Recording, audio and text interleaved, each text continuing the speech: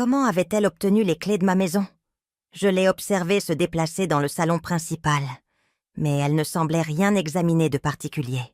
Puis, elle s'est dirigée vers la cuisine, où elle a ouvert plusieurs placards et a pris des photos avec son téléphone. Des photos de mes placards. C'est alors qu'elle a fait quelque chose qui m'a glacé le sang. Elle est allée droit dans ma chambre. La caméra l'a montrée ouvrant mes tiroirs, fouillant mon dressing, et même soulevant mon matelas comme si elle cherchait quelque chose. Elle a pris d'autres photos, de nombreuses photos. Ensuite, elle est allée dans la chambre qu'elle s'était appropriée et a commencé à mesurer les fenêtres avec un mètre-ruban qu'elle avait apporté. Elle a pris des notes détaillées dans un carnet, mesurant chaque mur, chaque recoin. Mais ce qui m'a véritablement alarmée, c'est quand elle est sortie dans le jardin et a commencé à tourner autour de la dépendance en prenant des photos sous tous les angles. Elle s'est approchée des fenêtres et a tenté de regarder à l'intérieur. Puis elle a pris d'autres notes. Ce n'était pas de la simple curiosité, c'était de la planification. J'ai conduit jusqu'à la maison aussi vite que j'ai osé. Mais à mon arrivée, Solène était déjà partie. Aucune trace de son passage, à l'exception des enregistrements sur mon téléphone. Cette nuit-là, j'ai scruté chaque minute de vidéo. Solène était restée chez moi pendant près de 2 heures, documentant chaque recoin comme si elle faisait un inventaire. Mais dans quel but? La réponse est venue le dimanche. Cette fois, l'alerte de mouvement s'est déclenchée à 10 heures du matin. Mais ce n'était pas seulement Solène. 3 personnes l'accompagnaient, ses parents et un homme plus âgé que je ne reconnaissais pas. Je les ai observés sur mon téléphone depuis l'église, où j'étais allée pour essayer de conserver un semblant de normalité dans ma vie. Ce que j'ai vu m'a fait quitter la messe en plein milieu du sermon. Solène faisait une visite complète de la maison, mais pas comme la fois précédente avec ses parents. Cette fois, elle parlait à l'homme inconnu, comme s'il était un professionnel. Il prenait des notes pendant qu'elle parlait et désignait occasionnellement différentes zones de la maison. Je ne pouvais pas entendre ce qu'il disait à travers les caméras, mais le langage corporel était clair. Il s'agissait d'une sorte de consultation. Quand ils sont arrivés dans le jardin, Solène a conduit l'homme directement à la dépendance. Elle a ouvert la porte avec une clé que je ne lui avais certainement pas donnée, et les 3 adultes sont entrés. L'homme a passé plusieurs minutes à examiner l'espace, prenant des mesures, testant les branchements électriques. Puis, il a sorti une tablette et a commencé à montrer quelque chose à Solène sur l'écran. Mes mains tremblaient tellement que j'ai failli laisser tomber mon téléphone. Quand ils sont finalement partis, 2 heures plus tard, je suis restée assise sur le parking de l'église, essayant de digérer ce que j'avais vu. Ce n'étaient pas des visites occasionnelles. Solène avait les clés de ma maison et les utilisait librement quand elle savait que je ne serais pas là. Mais le plus troublant était la nature systématique de tout cela. Les photos, les mesures, les notes. Et maintenant, cette réunion avec un professionnel inconnu. Ce n'était pas impulsif, c'était un plan. Ce soir-là, Thibaut m'a appelé. « Salut, maman. Comment s'est passé ton week-end? »« Tranquille, » ai-je menti. « Et le tien? »« Oh, tu sais, comme d'habitude. Solène et moi avons encore discuté de ta situation. Voilà encore ce mot. Ma situation. Quel genre de conversation? Eh bien, nous sommes inquiets pour toi, seul dans cette grande maison. Nous avons étudié quelques options qui pourraient être mieux pour tout le monde. Mon estomac s'est noué. Quel genre d'options? Juste des idées préliminaires, maman. Mais nous voulions te demander si tu serais ouverte à faire quelques changements qui pourraient nous être bénéfiques à tous. Thibaut, c'est ma maison. Je l'ai achetée avec mon propre argent. Elle est à mon nom et je compte y vivre. Il y eut une longue pause à l'autre bout du fil. Bien sûr, maman. Nous voulons juste nous assurer que tu es à l'aise et en sécurité. Après avoir raccroché, je me suis assise à nouveau sur ma terrasse. Mais cette fois, le bruit de l'océan ne m'a pas du tout apaisée. Les mots de Thibaut résonnaient dans mon esprit. Des changements qui pourraient nous être bénéfiques à tous. À tous ou seulement à eux? J'ai revu les enregistrements une fois de plus, m'arrêtant sur l'image de l'homme inconnu prenant des mesures dans ma dépendance. Qui était-il? Et quel genre de changement prévoyait-il exactement? Une chose était sûre. J'avais besoin de plus d'informations avant qu'il ne soit trop tard. La réponse sur l'identité de l'homme mystérieux est arrivée plus tôt que prévu et fut pire que tout ce que j'avais pu imaginer. Le mardi matin, alors que j'arrosais mes plantes dans le jardin de devant, j'ai vu une voiture inconnue se garer devant chez moi. C'était une berline noire élégante, du genre qu'utilisent par les professionnels. Mon cœur s'est mis à battre plus vite lorsque j'ai reconnu le conducteur. C'était le même homme qui avait mesuré ma dépendance le dimanche. J'ai fait semblant de continuer à m'occuper de mes plantes pendant qu'il sortait de la voiture et se dirigeait vers ma porte. C'était un homme d'une 50aine d'années, vêtu d'un costume coûteux et portant une mallette en cuir. Tout en lui criait l'avocat ou l'expert comptable. Il a sonné 3 fois avant que je ne me décide à répondre. « Madame Travers ?» a-t-il demandé quand j'ai ouvert la porte. « Oui. En quoi puis-je vous aider ?» Mon nom est Grégoire Alain. Je suis expert comptable.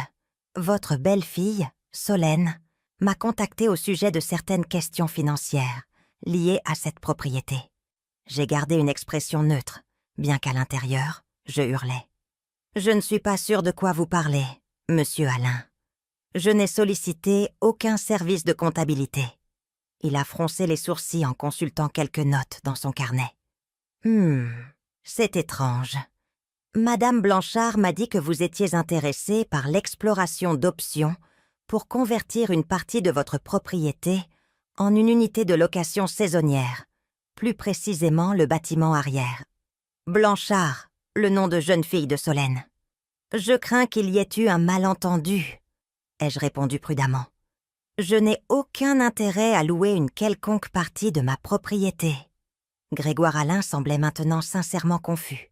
Mais Madame Blanchard m'a fait visiter la propriété dimanche dernier. Elle m'a dit que vous l'aviez autorisée à explorer les options financières et que vous étiez trop occupé pour me rencontrer personnellement.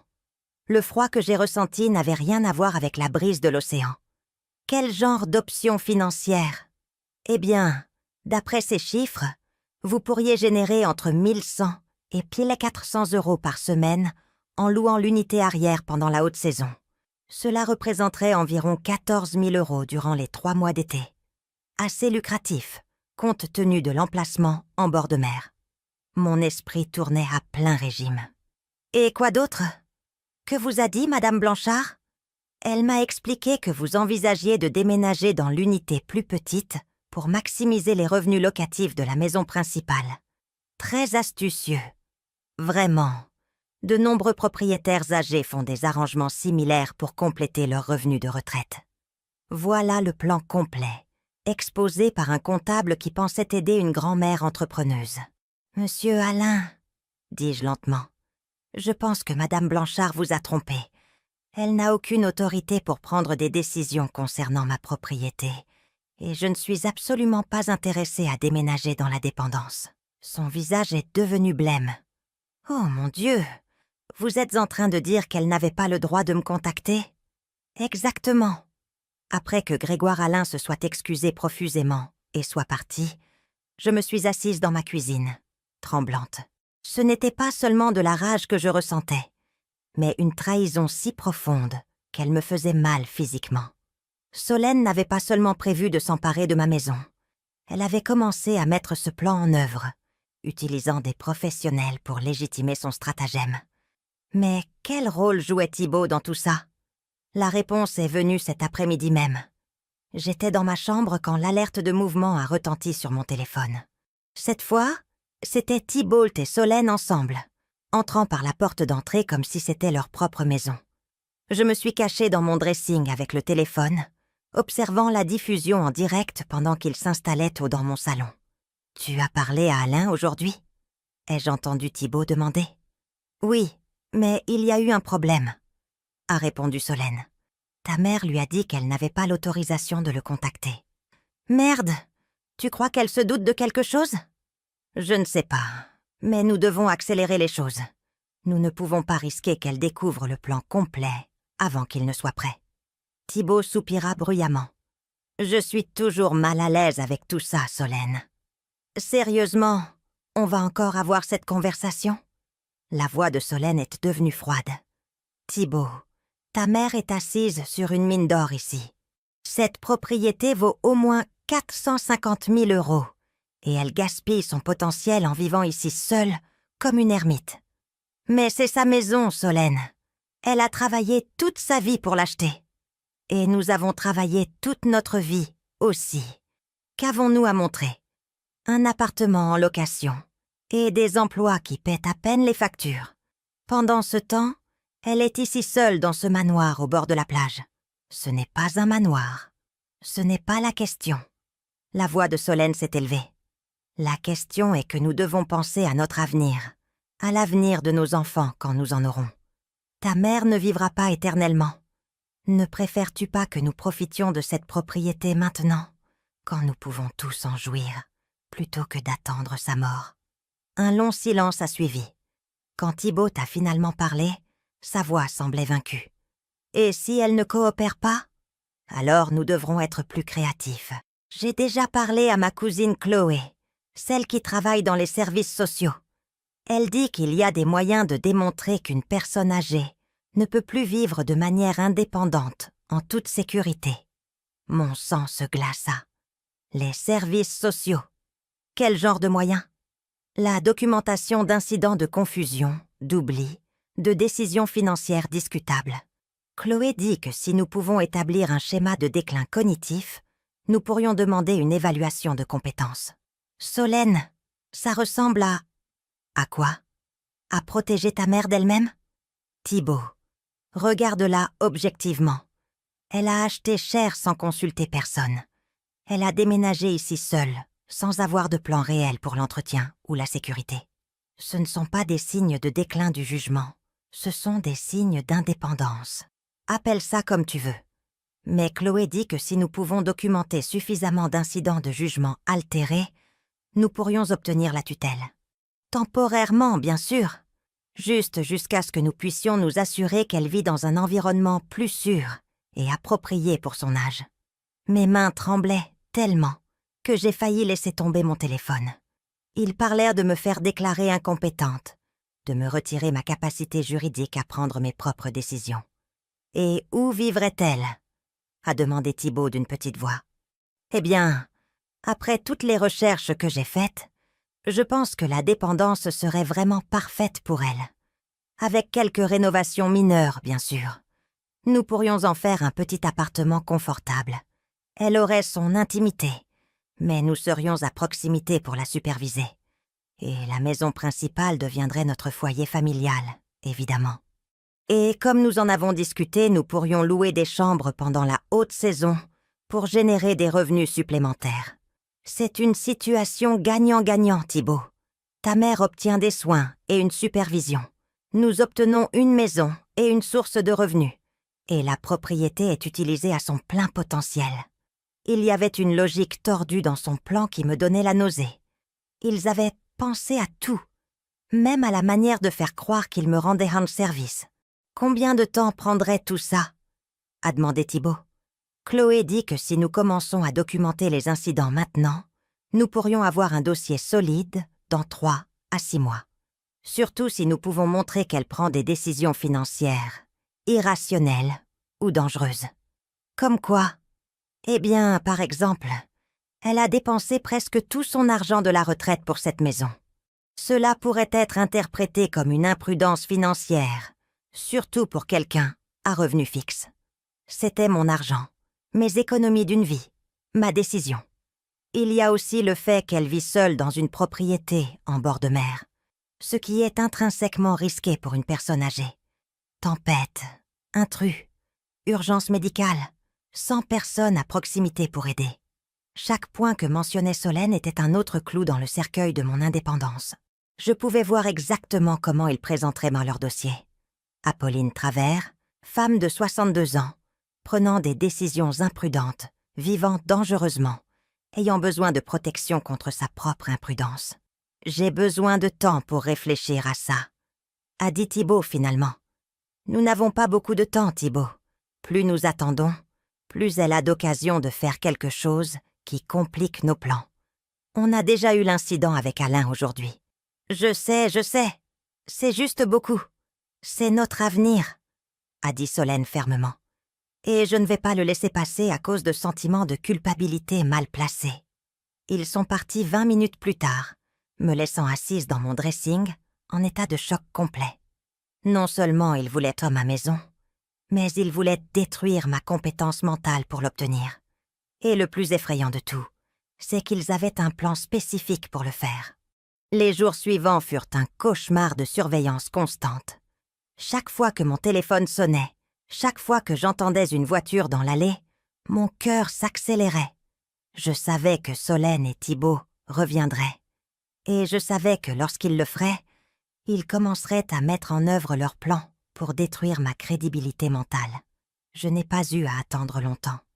Le vendredi matin, alors que j'étais dans le jardin à tailler mes roses, une voiture familiale s'est arrêtée dans mon allée. C'était Thibaut, mais il n'était pas seul. Il y avait une femme d'âge mûr avec lui que je ne reconnaissais pas, et il portait des classeurs et des documents. « Maman !» Thibaut m'a salué avec un sourire qui semblait trop éclatant. « Je t'ai amené quelqu'un que je veux que tu rencontres. » La femme était mince, avec des cheveux bruns courts et un sourire professionnel qui m'a immédiatement mise en alerte. Elle portait un blazer bleu marine et une carte d'identité suspendue à son cou. « Madame Travers, je suis Chloé Blanchard, assistante sociale du département. Votre fils s'inquiétait pour vous et a demandé que je vienne vous rendre une visite de bien-être.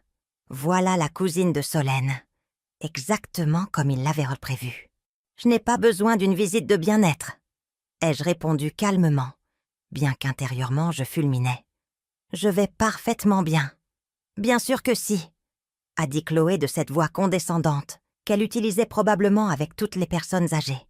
Ce ne sont que des visites de routine pour s'assurer que nos résidents âgés disposent de toutes les ressources dont ils ont besoin. Thibaut est intervenu rapidement. « Maman, ils essaient juste d'aider. On peut entrer et parler ?» Je n'avais pas le choix sans paraître suspecte ou agressive. Je les ai conduits au salon, où Chloé a immédiatement commencé à prendre des notes sur tout ce qu'elle voyait. « C'est une maison magnifique !» a-t-elle commenté. Mais ses yeux cataloguaient chaque détail. « Depuis combien de temps vivez-vous ici ? 3 semaines ? Et avant ça ? Un appartement à Bordeaux.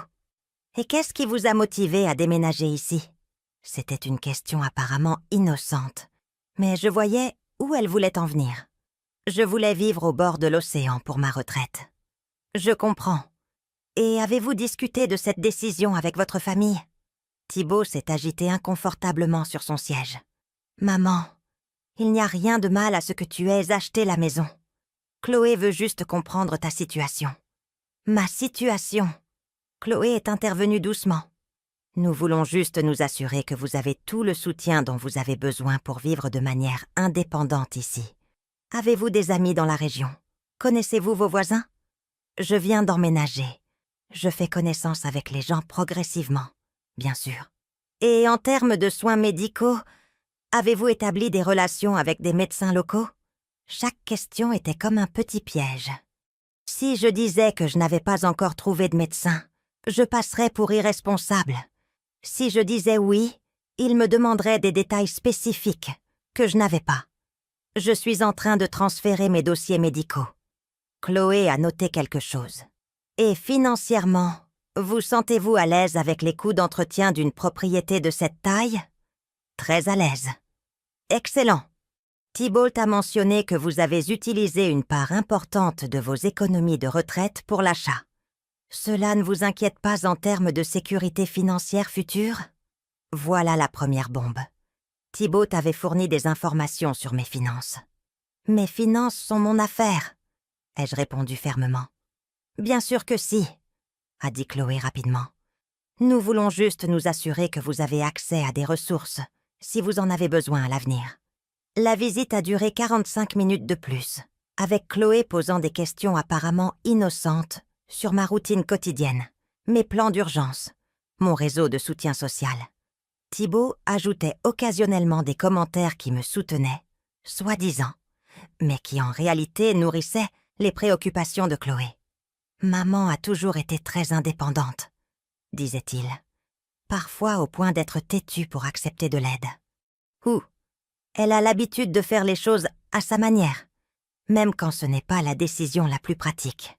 Après leur départ, je me suis assise dans ma cuisine, tremblante de rage. Non seulement ils avaient commencé leur campagne de documentation, mais Thibault y participait activement. Mon propre fils aidait à monter un dossier contre moi. Mais ce ne fut pas la seule visite de la semaine. Lundi, une autre voiture inconnue s'est arrêtée dans mon allée. Cette fois, c'était un homme plus âgé qui s'est présenté comme le docteur Léon Vasseur, gériatre. « Docteur Vasseur, j'étais confuse. Je n'ai pas de rendez-vous avec vous. Votre belle-fille, Solène Blanchard, m'a contactée. Elle a dit qu'elle s'inquiétait de certains changements dans votre comportement et a pensé que vous pourriez bénéficier d'une évaluation. » Mon estomac s'est noué. Quel genre de changement? Eh bien, selon ses notes, il y a eu quelques incidents de confusion, des décisions financières discutables et une tendance croissante à l'isolement social. Chaque accusation était un mensonge soigneusement construit. Je n'ai eu aucun incident de confusion, ai-je dit fermement. Bien sûr, ce ne sont que des préoccupations de la famille, très courant lorsqu'il y a des transitions de vie importantes, comme déménager dans une nouvelle région. Le docteur Vasseur était plus subtil que Chloé, mais tout aussi dangereux. Ses questions semblaient conversationnelles, mais il évaluait mon état mental à chaque réponse. Quelle année sommes-nous? 2023. Et qui est-ce le président? J'ai répondu correctement à toutes ces questions d'orientation de base, mais je voyais qu'il prenait des notes sur mon niveau de coopération, mon attitude envers l'évaluation, ma conscience de ma propre situation. Avez-vous remarqué des changements dans votre mémoire dernièrement? Non. Et votre famille? Ont-ils remarqué des changements? Il faudrait leur demander.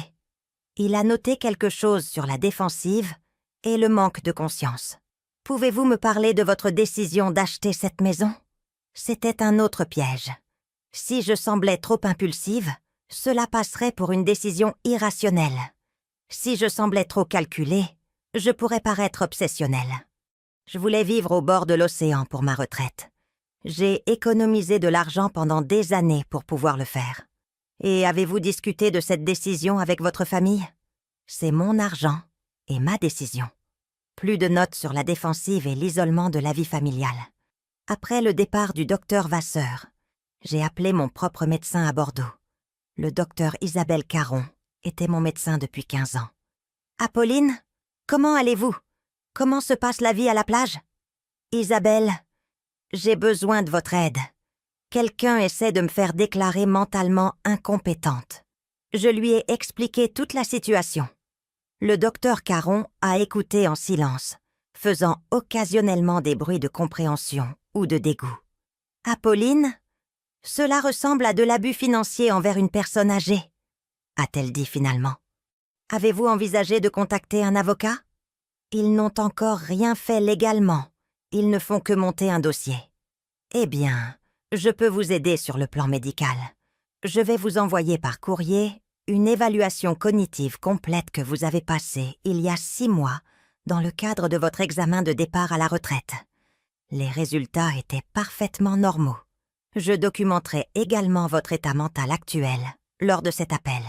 C'était un soulagement de savoir que j'avais au moins un allié médical. Mais je savais que Solène et Thibault ne s'arrêteraient pas là. Je ne me suis pas trompée. Le mercredi, j'ai reçu un appel de ma banque. « Madame Travers, nous avons une question concernant une activité récente sur votre compte. » Mon cœur s'est arrêté. « Quel type d'activité? » « Nous avons reçu une demande de quelqu'un se présentant comme votre fils, s'informant sur le statut de votre compte et les transactions récentes, spécifiquement sur l'achat de votre maison. Lui avez-vous donné des informations? Non, bien sûr que non.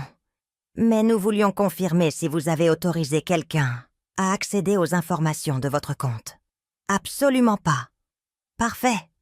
Nous voulions juste vérifier. Nous voulions également vous informer que la personne a mentionné des préoccupations quant à votre capacité à gérer vos finances et a posé des questions sur nos protocoles pour signaler une activité financière suspecte de la part de clients âgés. L'audace m'a laissé sans voix. Thibault était allé à la banque pour essayer de semer le doute sur ma compétence financière. « Y a-t-il autre chose que je devrais savoir ?» ai-je demandé. Eh bien, il a également posé des questions sur le processus pour obtenir une procuration sur les comptes de clients qui pourraient la connaître un déclin cognitif. Voilà l'objectif final de tout leur plan. Une procuration, un contrôle total sur mes finances. Ce soir-là, en examinant les enregistrements des caméras des derniers jours, j'ai vu quelque chose qui m'a rendu malade. Lors d'une des visites que je n'avais pas remarquées en temps réel, Solène avait apporté une petite caméra et avait filmé chaque pièce de ma maison, se concentrant particulièrement sur tout ce qui semblait désordonné ou négligé. Elle documentait des preuves de ma prétendue incapacité à entretenir mon foyer. Il était temps de contre-attaquer, mais j'avais d'abord besoin de morts de preuves de leurs activités. Car c'était une chose de savoir ce qu'ils prévoyaient, et une autre chose complètement différente de pouvoir le prouver. Pendant les 2 semaines suivantes, c'est devenu un jeu du chat et de la souris. Solène et Thibault ont continué leur visite spontanée, chacune accompagnée de différents professionnels qui étaient censés être là pour aider. Une nutritionniste qui a évalué ma cuisine et a exprimé son inquiétude quant à ma nutrition inadéquate sur la base de ce qu'elle a trouvé dans mon réfrigérateur. Un kinésithérapeute qui a noté mes problèmes de mobilité après que j'ai mentionné nonchalamment que j'avais mal au dos à cause de tout le travail de jardinage. Chaque visite était méticuleusement documentée. Chaque interaction était conçue pour créer des preuves de ma prétendue incompétence. Mais moi aussi, je documentais tout. Les caméras ont capturé chaque visite, chaque conversation chuchotée entre Solène et Thibault, quand ils pensaient que je ne pouvais pas les entendre. Chaque moment où ils coordonnaient leurs histoires. C'est au cours d'un de ces enregistrements que j'ai entendu quelque chose qui a tout changé. C'était un jeudi après-midi quand Thibault et Solène sont arrivés avec quelqu'un de nouveau. Un homme en costume qui s'est présenté comme Maître Victor Delmas, avocat spécialisé en droit des aînés. « Ah, Madame Travers », a dit Maître Delmas avec un sourire qui n'atteignait pas ses yeux. « Votre famille s'inquiète pour votre bien-être et a sollicité ma consultation sur certaines options juridiques qui pourraient vous protéger. » « Je n'ai pas besoin de protection juridique, » ai-je répondu fermement. Bien sûr, personne ne suggère le contraire, mais par mesure de précaution, votre fils et votre belle-fille ont exploré la possibilité de créer une fiducie pour vos actifs, avec eux comme administrateurs. Cela garantirait que vos finances soient protégées et bien gérées. Une fiducie avec eux comme administrateurs. En d'autres termes, un contrôle total sur mon argent de mon vivant. Je ne suis pas intéressée, ai-je dit clairement. Maître Delmas a échangé un regard avec Thibault. Je comprends vos réserves, mais compte tenu de certains des rapports que j'ai reçus sur des décisions financières récentes qui pourraient être considérées comme imprudentes. Quel rapport? Eh bien, l'achat de cette propriété, par exemple. Utiliser la quasi-totalité de vos économies de retraite pour un seul investissement est généralement considéré comme financièrement imprudent pour quelqu'un à revenu fixe. Thibault s'est penché en avant. « Maman, nous essayons juste de te protéger. S'il t'arrivait quelque chose, si tu avais besoin de soins de longue durée, tu n'aurais pas de ressources disponibles. L'assurance maladie ne couvre pas tout, » est intervenue Solène. Les coûts des soins de longue durée peuvent être dévastateurs. Si vous deviez vendre cette maison en urgence, vous pourriez perdre de l'argent si le marché est bas. Maître Delmas a hoché la tête gravement. C'est exactement pourquoi une fiducie serait bénéfique. Vos actifs seraient protégés, mais vous auriez toujours accès aux revenus pour vos besoins quotidiens. Sous votre supervision, ai-je ajouté. Sous administration professionnelle. A corrigé Maître Delmas. Bien sûr, en tant que bénéficiaire de la fiducie, vous auriez des droits et des protections. Je savais exactement quel genre de droit j'aurais. Le droit de demander la permission d'accéder à mon propre argent. Je ne signerai rien aujourd'hui, ai-je dit finalement. Bien sûr que non, a dit Maître Delmas rapidement. Ce sont des décisions importantes qui nécessitent une réflexion. Mais je vous suggère de ne pas attendre trop longtemps. Les avantages de la planification proactive sont significatifs. Après leur départ, je me suis assise dans ma cuisine, me sentant vaincue. Leur plan était brillant dans sa simplicité. Utiliser des professionnels légitimes pour faire paraître leurs actions responsables est nécessaire. Qui remettrait en question un avocat en droit des aînés qui recommandait des protections financières pour une femme âgée? Mais alors je me suis souvenu de quelque chose que Maître Delmas avait dit. Certains des rapports que j'ai reçus. Quels rapports? De qui? La réponse est venue 2 jours plus tard. C'était samedi matin quand j'ai reçu un appel qui a tout changé. « Madame Travers, c'est Céline Giraud du département des services aux aînés. Nous avons reçu plusieurs signalements d'inquiétude concernant votre bien-être. » Mon sang se glaça. Plusieurs signalements. Oui, madame. De membres de la famille, de professionnels de la santé, et même de certains voisins. Les préoccupations incluent la négligence personnelle, des décisions financières imprudentes et un possible déclin cognitif. Des voisins. Quels voisins? Je ne peux pas donner de nom spécifique, mais les préoccupations ont été constantes à travers de multiples sources. Mensonges. Je ne connaissais pas assez bien mes voisins pour qu'ils aient des préoccupations légitimes, ce qui signifiait que quelqu'un les avait contactés en se faisant passer pour mon voisin. Je dois programmer une évaluation à domicile, a poursuivi Céline Giraud. C'est la procédure standard lorsque nous recevons ce type de signalement. Et si je refuse? J'espère que vous ne le ferez pas, Madame Travers. Un refus de coopérer pourrait être considéré comme une preuve supplémentaire d'une altération du jugement. C'était une impasse parfaite. Si je coopérais, ils retourneraient faire contre moi tout ce qu'ils trouveraient. Si je ne coopérais pas, ils utiliseraient mon refus comme preuve d'incompétence. Quand? Que diriez-vous de mardi prochain, à 10h? Après avoir raccroché, je suis restée assise en silence pendant un long moment. Ils avaient fait passer leur campagne au niveau officiel. Les services sociaux du département étaient maintenant impliqués sur la base de multiples signalements qu'ils avaient eux-mêmes fabriqués. Mais alors, quelque chose a fait tilt dans mon esprit. Ils avaient commis une erreur. S'ils allaient tout documenter officiellement, alors moi aussi. Et j'avais quelque chose qu'ils ne savaient pas que j'avais. La preuve vidéo de tout leur plan. J'ai passé le reste du week-end à me préparer. J'ai contacté mon propre avocat, quelqu'un de complètement indépendant de celui qu'avaient amené Thibault et Solène. Je lui ai envoyé des copies de tous les enregistrements et lui ai expliqué toute la situation. « Apolline, m'a dit l'avocat, maître Olivier Marchand, c'est un cas classique d'abus financier envers une personne âgée. Le fait que vous ayez enregistré toute leur planification est extraordinaire, mais nous devons être très prudents sur la façon de gérer cela. Que recommandez-vous? Laissez-les procéder à l'évaluation de mardi.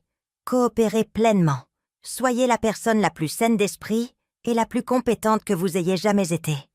Pendant ce temps, je préparerai une réponse juridique incluant toutes vos preuves. Et ensuite, nous les confronterons à la vérité. Toute la vérité. Le mardi est arrivé trop vite. Céline Giraud s'est présentée exactement à 10h, accompagnée d'une assistante qui portait une tablette pour documenter l'évaluation. Pendant 2 heures, elles ont inspecté chaque centimètre de ma maison, vérifié mon réfrigérateur, mes médicaments, mes vêtements. Elles ont posé des questions sur ma routine quotidienne, mes finances, mes relations sociales. « Avez-vous remarqué des changements dans votre mémoire dernièrement ?» a demandé Céline Giraud. « Non. Votre famille a exprimé des inquiétudes quant à votre bien-être. »« Oui, mais je crois que leurs inquiétudes sont infondées. Pouvez-vous expliquer pourquoi vous avez dépensé la majeure partie de vos économies de retraite pour cette propriété ?» C'était la même question que tous les autres avaient ça à poser, formulée de la même manière, conçue pour faire paraître ma décision irrationnelle. Parce que je voulais vivre au bord de l'océan pour ma retraite et que j'avais assez d'argent pour le faire confortablement. Avez-vous considéré les implications financières à long terme? Bien sûr. J'ai un revenu de retraite stable et des dépenses réduites. La décision était financièrement saine. Après avoir terminé, Céline Giraud s'est assise avec moi dans mon salon. « Madame Travers, sur la base de ce que j'ai observé aujourd'hui, je ne vois aucune preuve immédiate de négligence personnelle ou d'incapacité cognitive grave.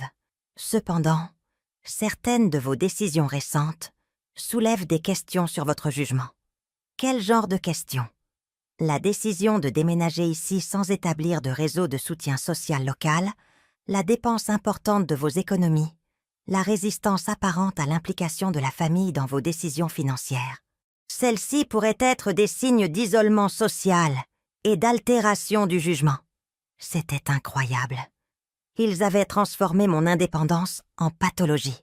« Je vais recommander des évaluations de suivi, » a poursuivi Céline Giraud.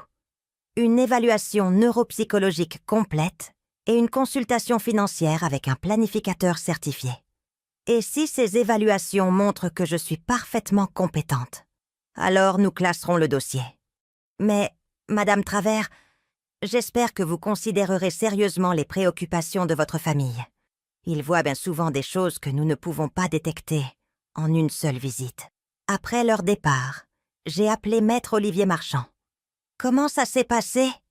a-t-il demandé. « Exactement comme nous l'avions prévu. Ils vont ordonner d'autres évaluations. Mais je pense qu'il est temps de montrer nos cartes. »« Je suis d'accord. J'ai préparé une lettre formelle pour Thibault et Solène, ainsi que des copies de toutes les preuves vidéo. Nous leur donnons 48 heures pour cesser toutes leurs activités. Sinon, nous déposerons des accusations formelles. » « Des accusations? Pourquoi? » « Fraude. Complot en vue de commettre un abus financier envers une personne âgée. Faux signalement à des agences gouvernementales. Avec les preuves que vous avez, nous pourrions les envoyer en prison. Il était temps que Solène et Thibault apprennent qu'ils avaient gravement sous-estimé leurs victimes. Mais avant que Maître Marchand n'envoie la lettre, je voulais une confrontation finale. Je voulais voir leur visage quand ils réaliseraient que je savais tout sur leur plan depuis le début. J'ai dit à Thibault que je devais lui parler, ainsi qu'à Solène, de quelque chose d'important, qu'ils viennent vendredi soir pour une discussion familiale sérieuse. Ils n'avaient aucune idée à quel point elle serait vraiment sérieuse. Le vendredi soir est arrivé avec une tempête qui faisait s'écraser violemment les vagues contre le rivage. C'était approprié, compte tenu de la tempête que j'étais sur le point de déchaîner dans mon propre salon. Thibault et Solène sont arrivés exactement à 19h, comme je l'avais demandé. Ils semblaient tous les deux tendus, se demandant probablement si j'avais découvert quelque chose sur leurs activités. Solène portait un petit enregistreur dans son sac à main, prévoyant sans aucun doute de documenter tout ce qu'elle pourrait utiliser contre moi. « Salut, maman !» a dit Thibault, en m'embrassant sur la joue, avec la même fausseté qu'il avait perfectionnée au cours des dernières semaines. « De quoi voulais-tu parler ? » « Asseyez-vous, » ai-je dit calmement, en désignant le canapé. « Nous avons beaucoup de choses à nous dire. » Je me suis assise en face d'eux dans mon fauteuil préféré, la tablette sur mes genoux. 2 mois s'étaient écoulés depuis que j'avais installé les caméras, et j'avais plus de 50 heures de preuves vidéo de leurs activités. « Avant de commencer, » ai-je dit, « je veux que vous sachiez que tout ce que nous dirons ce soir est enregistré. » Solène s'est immédiatement redressée. « Enregistré? Pourquoi? » « Pour me protéger. J'ai eu quelques problèmes de mémoire ces derniers 20 ans. » Ai-je menti délibérément, observant leurs yeux s'illuminer d'intérêt. « Mon médecin dit qu'il est important de documenter les conversations importantes. » C'était le piège parfait. S'il protestait contre l'enregistrement, il semblerait s'en cacher quelque chose. S'il ne protestait pas, tout ce qu'il dirait serait enregistré en permanence. « Bien sûr, » a dit Thibault rapidement. « Nous comprenons tout à fait. »« Excellent. Maintenant, je veux parler de certaines préoccupations que j'ai eues concernant votre comportement au cours des dernières semaines. » Solène a froncé les sourcils. « Notre comportement? Oui, vous voyez. J'ai remarqué que vous avez fait venir de nombreux professionnels différents chez moi. Des travailleurs sociaux, des médecins, des avocats, des comptables, tous avec des histoires similaires sur leur inquiétude pour mon bien-être. » Thibaut s'est agité inconfortablement. « Maman, nous essayons juste d'aider. » « Je sais, Thibaut, et j'apprécie votre préoccupation. Mais cela m'a fait réfléchir à ma situation ici. » J'ai levé la tablette, faisant semblant de consulter quelques notes. En réalité, j'ouvrais l'application des caméras. J'ai décidé que vous aviez peut-être raison, que cette maison est trop grande pour moi. Je les ai vus échanger un regard rapide et plein d'espoir. « Vraiment ?»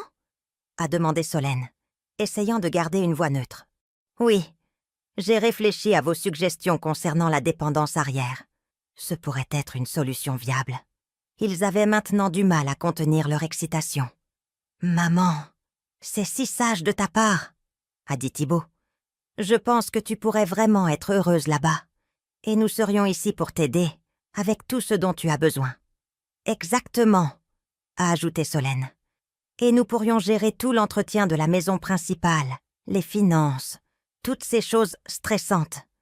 En parlant de finances, ai-je dit nonchalamment, Maître Delmas a mentionné quelque chose à propos d'une fiducie.